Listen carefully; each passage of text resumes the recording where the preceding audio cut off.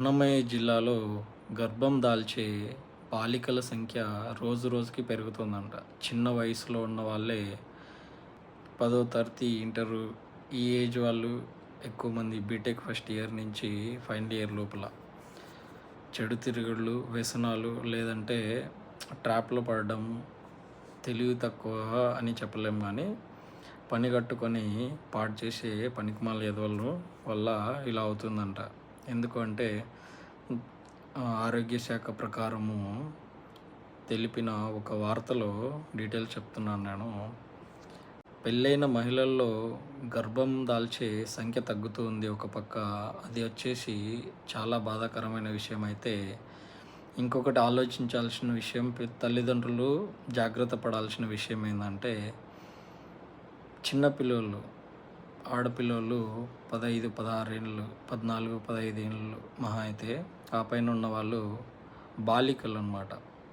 ఏదో ఒక ట్రాప్‌లోనో లేదంటే తెలియనితనంతోనో ఎవరో ఒకరు ఉచ్చులో పడి గర్భం దాల్చి మోసపోయిన తర్వాత హాస్పిటల్‌కి వెళ్ళి అక్కడొచ్చేసి అబార్షన్ కోసము ప్రయత్నిస్తూ ప్రాణాల మీదకి తెచ్చుకుంటున్నారంట.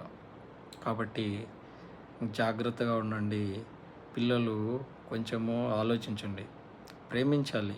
ఏ ఏజు మీకన్నీ ఒక మంచి ఏజ్ వచ్చినప్పుడు, ఒక బీటెక్ లేదంటే ఒక జాబ్ వచ్చినప్పుడు మీకు సరైన వ్యక్తిని ఎన్నుకొని ప్రేమించగలగాలి, లేదా పెళ్లి చేసుకోవడానికి ఒప్పించగలగాలి. అంతేగాని సుఖం కోసం లేదంటే టెంపరరీ ఆనందాల కోసము తప్పుడు మార్గాలను ఎంచుకొని జీవితాన్ని పోగొట్టుకోవద్దు.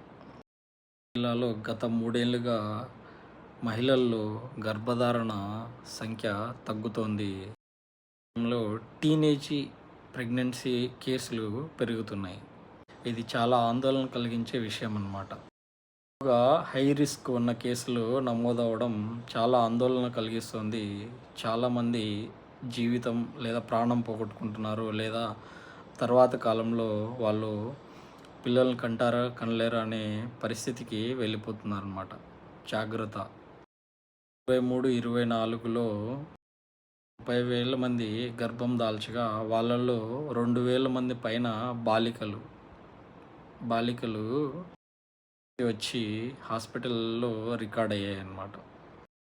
24, 25లో 31,000 మంది మహిళలుంటే 2,800 మంది పైన బాలికలు గర్భం దాల్చి ఇబ్బందులు పడ్డారన్నమాట. అదే 2026కి వచ్చే కొద్దికి 26,000 మంది మహిళలుంటే 3,000 మంది